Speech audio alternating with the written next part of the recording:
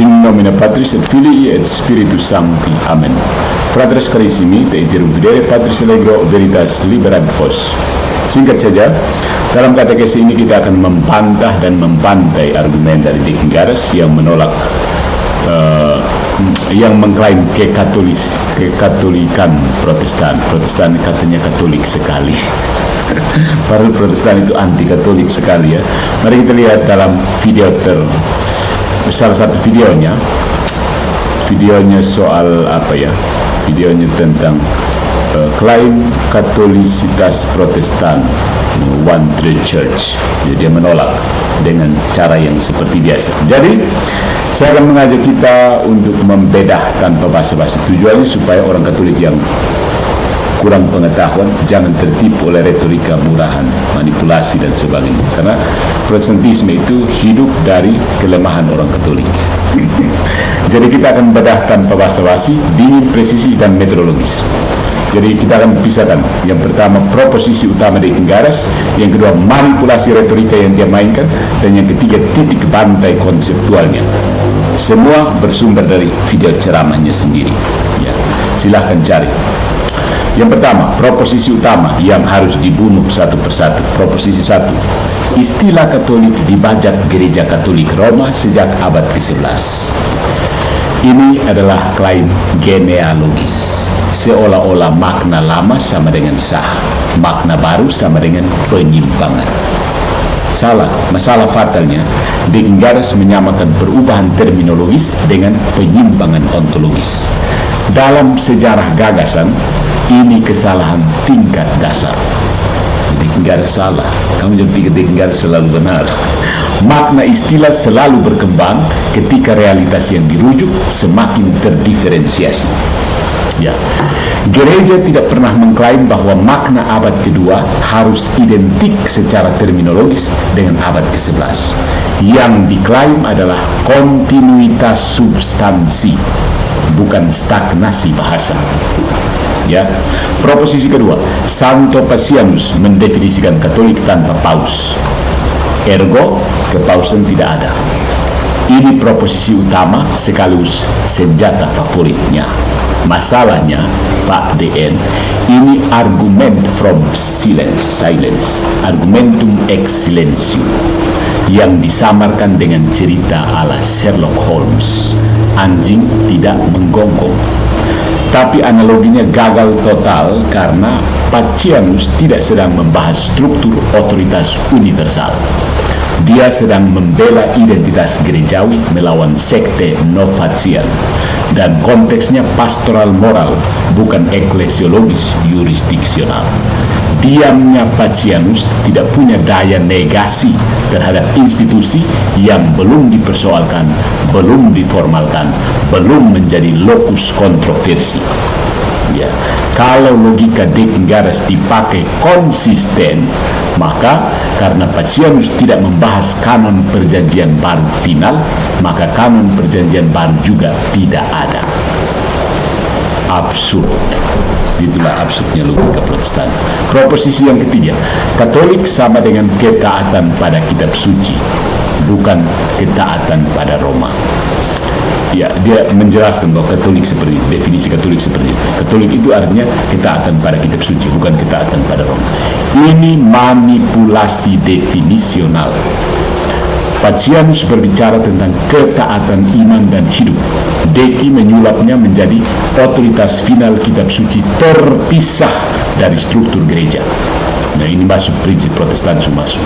Padahal Pacianus adalah uskup, berbicara dari dalam struktur gereja dan menjatuhkan Novatian sebagai bidat, bukan lewat sola scriptura individual, tetapi lewat otoritas gereja yang mengikat.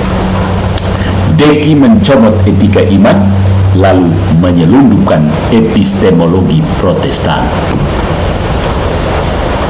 Licik bukan? Proposisi yang keempat, gereja perdana itu Katolik tanpa institusi. Ini proposisi romantik dan ahistoris. Faktanya, gereja sejak abad pertama sudah berstruktur uskup, presbiter, diakon. Konsili Nicea 325 dan Chalcedon 451 tidak lahir dari udara, tapi dari otoritas episkopal yang sudah mapan. De Quingadas menyamakan belum terpusat secara yuridis dengan tidak berotoritas secara universal. Dua hal yang berbeda, tapi orang yang tertipu akan setuju. Kesalahan kategori namanya, kategori mistake, yang memang sengaja dibuat begitu. Trik retorika Protestan yang selalu kena tangkap terus. Proposisi yang kelima, Protestantisme lebih Katolik daripada Katolik Roma. Ini klaim ideologis, bukan historis. Ironinya brutal, Protestantisme tidak punya satu eklesiologi, tidak punya satu kanon otoritatif penafsiran, dan tidak punya mekanisme final penentu ortodoksi.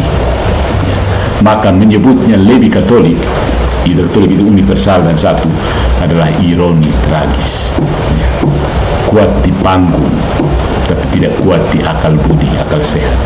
Fragmentasi dijual sebagai universalisme, kaos dijual sebagai kebebasan, anarki, kerusakan.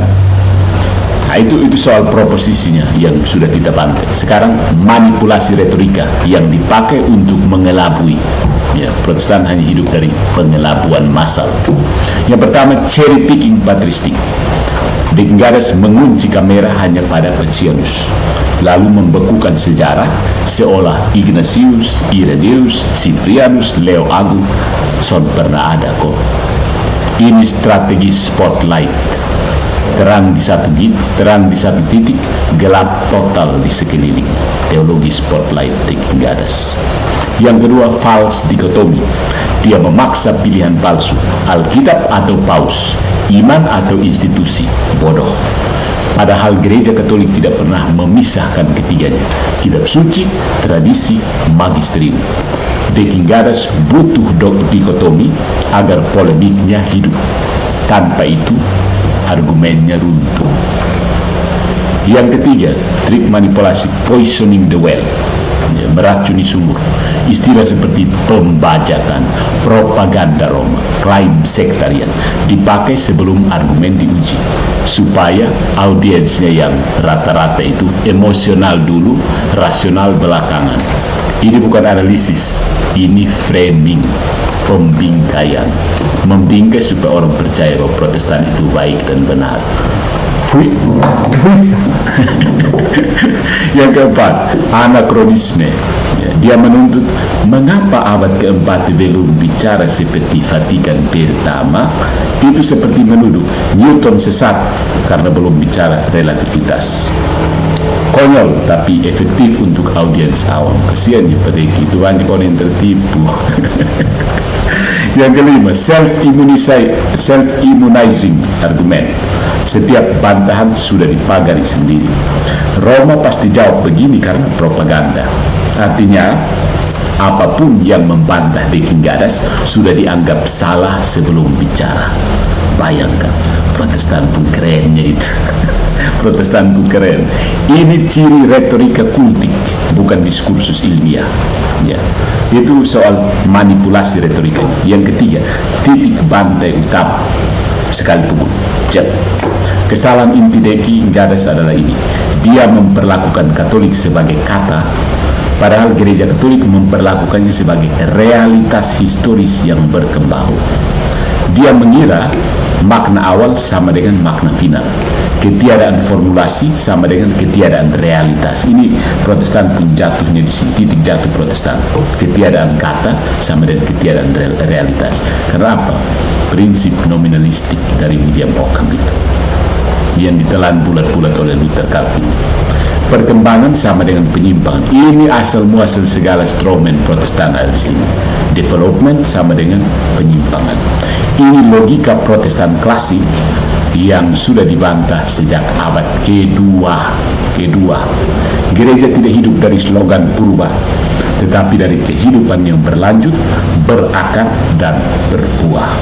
Dan di titik itulah seharusnya seluruh bangunan deki ambruk dari fondasi, bukan karena kurang data, datanya banyak sekali, berjibun dari awal sampai akhir 1 jam penuh data semua, tapi karena salah cara berpikir. Itu yang penting, asumsinya sudah salah. Ya, jadi keep calm and stay away from manipulasi retorika para pendeta pengajar yang tidak jelas, tidak punya otoritas, dan sama sekali tidak mengikat orang Kristen. Jadi Anda tidak punya kewajiban untuk ikut manipulasinya di Gadas.